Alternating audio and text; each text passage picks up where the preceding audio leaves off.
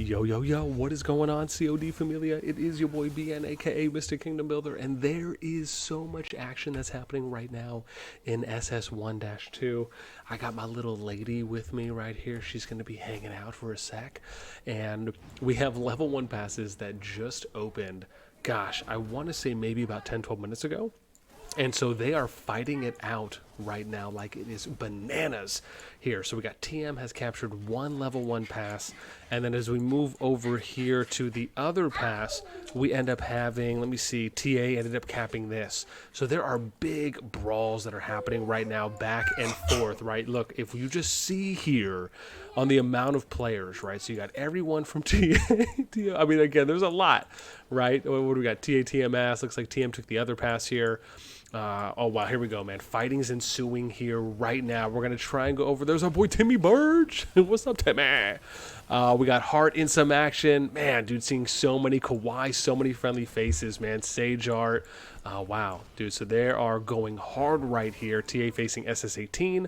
I'm not sure if there's any other alliances that are here or nearby as well. We're going to have to keep our eye out. But again, a lot of players. We're getting in a little after some of the action ended up going down. Dude, multiple shadow games being thrown down there for multiple hits on some of those TA players. Looking like Killa. Junie's out there in the fight too as well. Again, this is just one pass. We'll be trying to cover, as long as they have good consistent action happening, right? We'll obviously stay with one of the passes versus the other.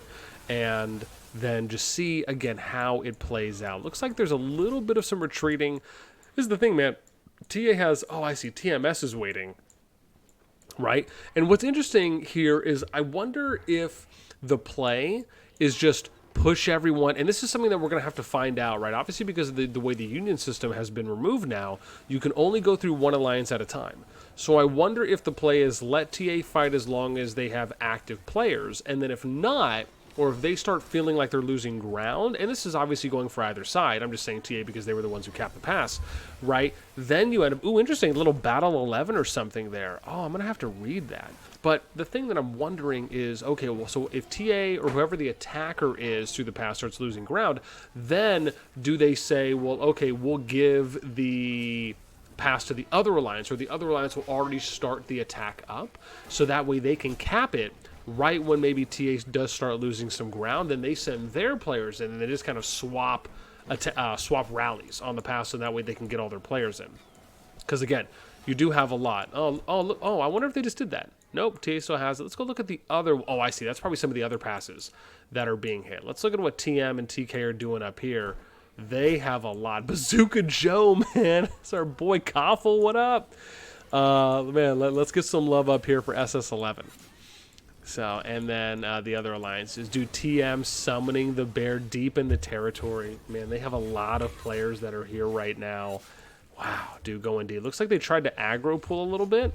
And now we got TM, dude, sending a lot of their players in right now. So it looks like SS11 and SS18, from what we ended up seeing before, are obviously the front runners here for those alliances, right, respectively. SS18 at that 1.9, almost 2 bill power. We got SS11 at 1.6, almost 1.7 bill, right? So if you're looking at this, you have TM, who's almost 2.4 billion, going up against SS11, who's at 1.6, almost 1.7 billion. And then on the other level 1 pass, we have TA at almost 2.6 billion, going up against SS18 at 1.9 billion, right? So those are kind of the matchups that you're seeing. Obviously, a little bit more power on the TMTA side, but man, oh, dude, another Shadow Games. Frost Barrier going down to get that invulnerability there, right, negating a lot of that incoming damage, right, for about that 5 seconds. Poison being dropped. That's the thing, man. Especially for a lot of the players here that you're going to be seeing fighting, you know, a lot of these players are in that top 200. So, you know, you're typically, ooh, there's our boy Boogeyman. What up, Boogie? Got that Emrys rocking the Haas. Mrs. Claveria. Dude, so many friendly faces right now. There's our boy Ghost out there fighting hard for the team. Nice, man. So much action. Some more Shadow Games being thrown down. Let's see if there's anyone doing some interesting things on the sides here, right? I always love seeing if there's just a team of maybe Cav. Again, we're seeing a lot. Ooh, Giant Bear being thrown down there for SS11. And this is also the interesting thing as far as how is the Behemoth game going to play out, right? Are we going to see, and I think, to me, it almost seems as though they might be doing it okay. And we haven't seen if they summon anyone's earlier. But The part that I'm curious about is will they do interval timings on those, right? Are they just going to throw everything out right away, or will they stagger their behemoth releases? And basically, because the way I view it is that, right, if you're winning the fight, you probably don't need to throw a behemoth out. You'd rather save that. On the other side, if you're maybe losing ground, that might be an opportunity to throw a behemoth out so you can try to stabilize your open field, and or you can use it as a way to regroup, right? To restage your troops and then go ahead and push further. Right, obviously you can even use those things on flags of the sword as well, just in case if you're looking to push players off of it. Maybe you're looking to kind of discombobulate your enemies and cause a little bit of confusion. That's an opportunity as well. Let me see. So you got SS1 on the giant bear here. We got TM's giant has been thrown down. Man, doing work on the bear. This is interesting. They're going through the pass. And it doesn't look like the bear is, so they're just basically almost doing free damage. This is actually kind of cool. So when you're fighting on the pass, it doesn't look like the bear is doing any damage to the players on the other side of the pass, and they're just doing free damage onto the bear. I guess if you think about the logic of the game, I guess that maybe should work. I mean, they don't control the pass, so why should the unit be able to go through? But in that case, it almost seems to me, and this is the thing I want to say about the behemoths, right, is that, and obviously maybe they just aggro pulled it, with Harlequin Mask through to get close to the pass, so maybe the bear would then retarget the pass. But to me, it almost seems as though maybe the behemoth mechanics or maybe the algorithm should be focusing more on players when, obviously whenever not under some type of CC control. So that way it's a little bit more realistic. Again, not knowing obviously how that interaction played out, just something interesting of note. All right. Let me see here. We got a lot of SS11 that's still replenishing the fight. Got some nice ranged action here. And this is one of the things that we often talk about, which is, right, trying not to bundle and bunch up and group, because you don't want to just take unnecessary AoE damage, right? You want to try and spread out, kind of like we talked about. You kind of want to do the moon shape, right, or kind of the wide arc, where you're spreading out, you're kind of going shoulder to shoulder instead of layering on top of each other. So again, that way you can negate quite a bit of that AoE damage. Looks like, however, man, Boogie's going straight up here in this fight, dude. Wow, who is this? Is he doing... I wonder who he's rocking here with Madeline. I'm really curious on the secondary here. Is it just Garwood? Is he maybe running Thea? Is he running maybe that new Archer as well, Kanara? I'm really curious on if he's going pure tank here. Oh, interesting. So it doesn't actually look like he's running a second. That's wild, because if so, his second should have popped there. So I wonder if maybe he was running maybe single. Wow, that's just weird. I don't know. That was a weird interaction. Maybe I just missed it.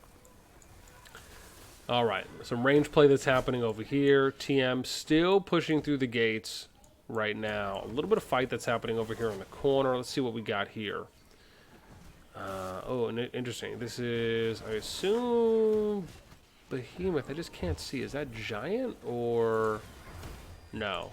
Maybe it's a dark creature. Oh, be careful there on the food, sweetie. Psh, let's move it. Let's move it. Gonna get to move it. No? All right, let's see here what we got. So it looks like that was destroyed. Sees the TAs. Oh, wow. So it looks like they counter-siege the TAs level 1 pass on the other side. Maybe we'll go watch that here in a sec. Dude, look at this. They're already looking to destroy towers. I like how we're seeing some multitasking here, where you push through the gate, you're fighting, but then maybe you have a certain amount of players that will just say, hey, look, we're just going to send one legion off to the side. And this is where I really love the type of true RTS style that COD is really going down that path of, where you have to micromanage, you have to multitask, and be able to do multiple things at once if you want to just be more effective, right? And this is a very small example of it. What I would love to see would be every single TM player having one unit dedicated to removing flags while the others fight, right? That would be really cool. And of course, that is pending if you feel like you're even in an opportunity to do something like that. But when you are able to draw the attention from one group or one side or an alliance to a specific area, that does lend some advantages and inherently, right, some disadvantages too as well. I'm really curious on this Battle 18, Battle 11 thing. Someone's going to have to explain that to me. Maybe that was in the notes. And I'm curious, is it just like the amount of kills that you get?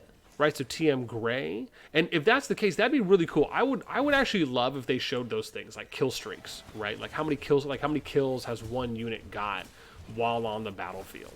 That would be dope, right? To see something like that play out. So it looks like pretty much for the most part, there's like 3 fronts, right? You have this left flank, the middle, and the right. And I think to me this actually seems pretty good when it comes to them trying to kind of split up attention and focus. Boogie, there we go. Boogie's back. He's got the Hosk. Who is he running? Are they just... Yeah, see, they are showing secondary because that Madeline was running Garwood for TU's Kang. Oh, there we go. Hosk, Lilia there. I'm sure he's running some others too. Okay, let's go look at the other side right now. Because again, I don't think there's really any hard fighting. See, look at this. That's what I'm talking about, dude. So TMS grabbed the pass now. So now they're sending all of their players through at this time. And, so it looks like maybe they're getting pushed. I don't know what's going on. Oh, I see. So it looks like, oh, here we go. I was like wondering where the battlefront was. So TA basically said, look, let's just push everyone through, if that's what they said. But it was like I was saying earlier, right? That to me seemed like the better play is just you push everyone through, everyone that's online, and then you say, look, we're going to have this other alliance cap it. Then they push all their players through. And then you just, again, you wait for the next big group that needs to get through, and you just have those rallies timed out so you can just basically keep doing the counter capping. And then it still just works out that way. Nice, getting some lotion here for the Chicos. Yeah, you just love touching all my cords. That's cool. Oh my gosh, no, it dropped. Oh, we're still good. We recovered. So it looks like we're just waiting right now for the next big fight to ensue here between TA. And it looks like TMS taking the southern play. I wonder if they're going to flank or maybe come through this choke point. Oh, wow. So they're actually just going straight through for the flag destruction here. And they're just going to guard this. And this is interesting. I don't know. Maybe they will or not. But this would be cool if they like went north and kind of tried to do the sandwich here and just coordinated that with TA. Obviously, if they're not doing that, I really wouldn't be too worried about the cities because they obviously can't do any rallies or open field hits or as far as swarming, right? At least until they're off of that. So Battle 16 Unstoppable. Dude, someone's going to have to let me know what these things mean. And I'm assuming it has to be kills. Like that to me is what I'm thinking is happening. Hi, sweeties. Right now. So, okay, now here's the other thing, right? If SS18 wanted to, right, they can play this a few ways out. The main thing here is don't be stagnant. You have to commit to one side or the other, right? If they're flagging, right, if they're flagging and coming out here, what you want to do typically is not engage right away. Sometimes you want to wait a minute or two, play out another side, and then go ahead and fight. The reason why is because you want them to be focused on removing the flag, right? And not focused on going ahead and engaging in a fight with you. And that's the thing you would do, right? So in this situation, you either have everyone, what I probably would have done is let them keep destroying the flag, send everyone north, push out TA, because they don't have the pass, so they can't reinforce, and you can, right? That's what you have to think about. These are those types of kind of advanced meta tactics and strategies that you have to have someone who's your on-field commander making these calls. The better play is to go for TA because TMS has the pass. TMS can replenish, TA cannot. You don't want to just be fighting against players that can constantly replenish. It doesn't mean that you should. It doesn't mean that you absolutely should never do that. It's just that you have more of an advantage if you fight TA first and you commit to them. You replenish and then you go back down and fight. And you fight against TMS, right? Remembering, you can replenish, they cannot. You have to also factor these things in when you're deciding who you're going to go for at what time, right? Tear of Arbin being thrown down there on some of the people that are destroying the flag, getting a little bit of healing down. Little Royal Punishment coming down there. That was sick to see. We got a Sword Oath, Shadow Games, multiple negative purple. I love when I see that because to me, that's always a good Shadow Games. When you end up seeing multiple little time bomb being thrown down there, that'll be going off in a sec. Let's see how many people that ends up hitting. Oh, it looks like 3 that ended up doing some damage for. Yeah, how we doing? Should we get a little bit of your slobber? I did it. I'm the best. All right. Let me see. Giant about halfway. I'm totally going to have to move these scouts here shortly. Oh, dude, nice. We got some players here from this right flank coming and kind of hitting them from the side. You still got the Giant doing some work here. This is the thing that we talk about, right? Be mindful of the choke point. right? You are taking so much AoE damage here when you just have, what is this, 20 players that are basically layered on top of each other, right? Remember, you have to be spreading out. You don't want to layer and layer and layer and layer on top of each other because you're just going to take so much unnecessary damage for no reason, right? Multiple of these players already in the yellow. I mean, yeah, could you make the argument they're obviously, I mean, they're still doing damage. No one's saying they're not. But it's just you're taking unnecessary damage when you don't have to, right? Instead, spread out. Right, even if they're picking you off one by one, you're gonna take less overall damage because you are not bunched up and hurting yourself or hiving your grouping, and it's gonna give you overall better positioning. Right, that's the important part. Now again, they're doing really good. I actually really like how they took this kind of side approach to kind of hit them from the right flank, because that's the thing. If you can hit them from multiple points of attack, you're also going to be, once again, discombobulating your opponents. You're forcing them to now have to multitask and do additional microing.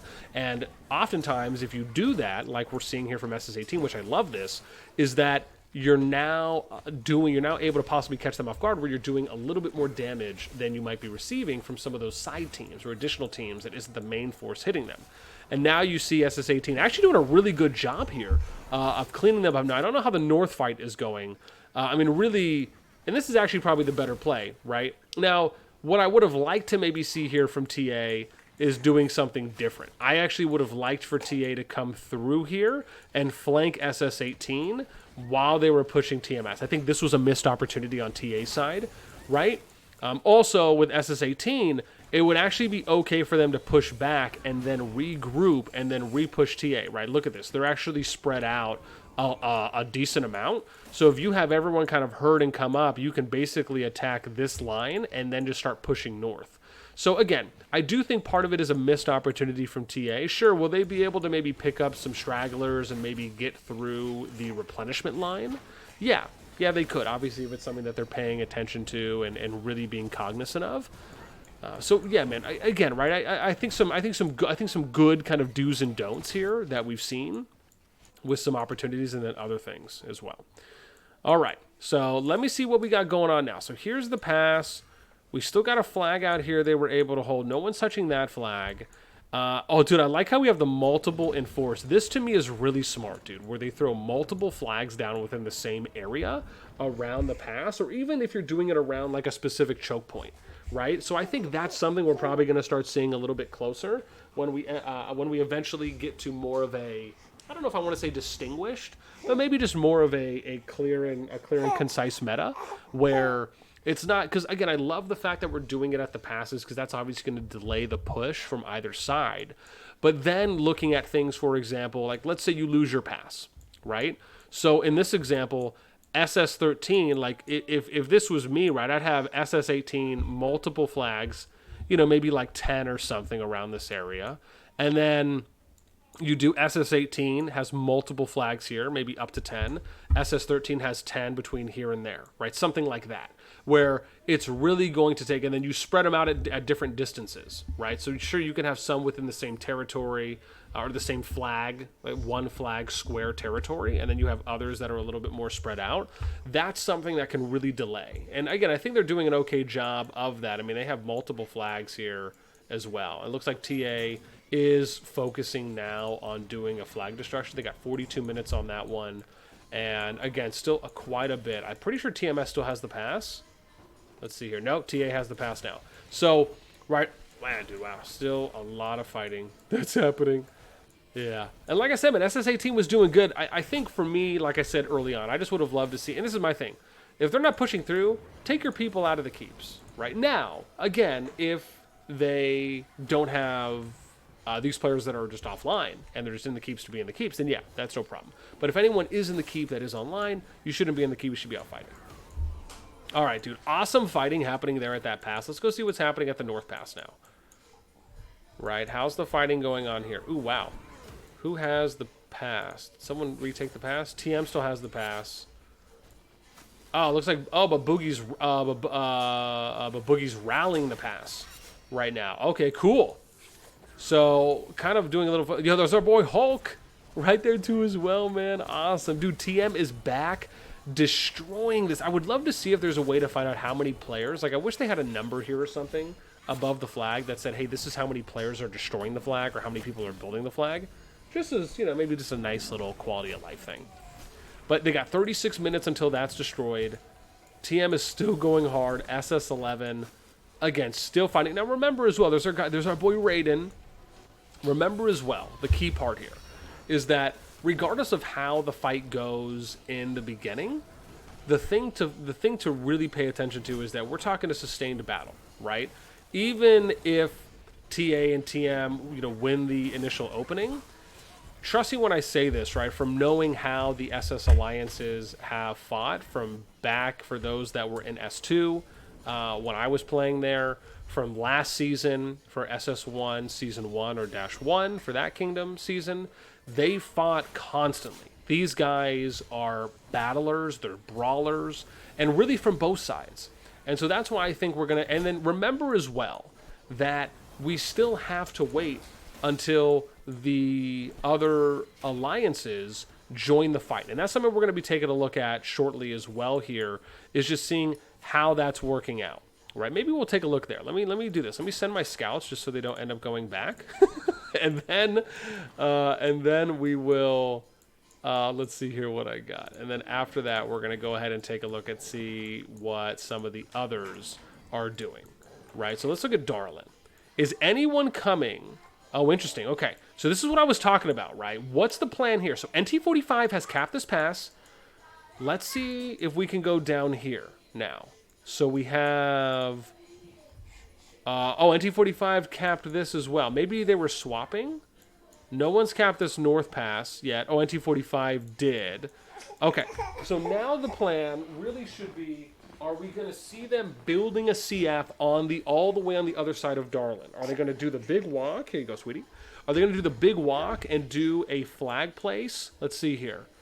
Where the passes are. Oh, they did. Okay, dude, this is sick. So this is what I was talking about, where the hope is there, and we talked about this in a previous video, right? Which is, this is just what they should do. When you're thinking about being replenished, is that, right, they need to just go ahead and place the CF, their CFs over here at the edge of Darlin so they can cap this level 1 pass and join the fight from Nuvola. Then they just have to do another CF pass, get a bunch of players down. All right, and really what they could do is once they get this pass, they should probably build a CF, I would say, again, maybe somewhere here around the middle, right? Give or take. Somewhere in an open area that's, I'd say maybe about halfway to 3/4 of the way close to the pass, because you need a staging area, right? They're gonna have to build flags out, even if they'll be able to reinforce. Because the thing is, you can maybe make the assumption that TA and TM are probably gonna hold the passes. So really, NT45 needs to be in a position where they're gonna be able to build not only their CF but enough flags out so they can get players coming in and teleporting onto the territory. In order to then build enough territory to get enough players in so that way they can really be more of an assistance, right? So in my view, NT45, IDL, BDL, those other alliances, they really shouldn't be looking at, oh, we need to put a CF close to the pass. What we need to do is place a CF somewhere around the middle of the area so that way we can have some time to build, because then you have to think about, well, what's TA and TM's plan along with the other TA alliances going to be, or the other alliances from the Union, right? They're going to try and destroy those CFs, the flags, as much as they can, but with the way that SS is setting up right now, they're really in a great position to kind of delay and hold off, and so I think having NT45 join this fight, this is so great. I wonder if they're even building this already. Wow, they are, dude, and they have a lot of players that are already coming. So again, slow 9-hour build, but I'm sure once the other players come in from there, this is going to be fantastic. Dude, again, and this is really what I was hoping the plan was going to be for them. Now it's going to be, okay, who else is going to join them, right? And I hope that, because NT45 has this, so I don't know why, maybe BDL and, oh, I see, BDL and IDL have to cap, so they're actually doing this exactly how we thought. Right? Because they're not from Forgotten Lands, they're from Zoland, so they're currently building out theirs. Now, one of the things I would have liked to see is NT45, in my opinion, really just needs to cap this north one, and then let BDL and IDL, or BDL and God, cap these ones, right? Because God's going to have to wait a little while. Let's see if they're, I don't know if we can even see that yet. Oh, we can. Let's see here. Did God take this? So they did. Cool. So God took this, but we can't see yet because I just don't have enough uncovered if God is around here, right? Around these level 1 passes. Yeah, see, they haven't. BDL's capped that pass. And then this other one we have for IDL. But I bet you they're probably already building their CFs because GOZ is already building theirs right now. So that's really cool to see. Oh my gosh. Okay, dude. So basically everything is happening the way that I had hoped and kind of saw it, at least in what I felt was the best case situation based on them removing the unions, right? For what could they actually do still that was available to them. So, dude, this is dope. Awesome. So I'm going to go ahead, because I think the lady's getting a little agity here, going to go ahead and end this one. I'm going to try and bring you guys a lot more footage. I'm happy to be able to show you how things are going on, especially here at the end, to see that the kind of orange union that we talked about in the overview video, but the SS group, the Kingdom 5 and Kingdom 6 alliances, obviously along with NT45, right, are really on pace. They're really on the same page, and the timings seem to be really well done so far. So I cannot wait to see how these fights are going to be playing out over the next couple days. That's going to be it for me. As always, until next time, I and we will catch you guys later.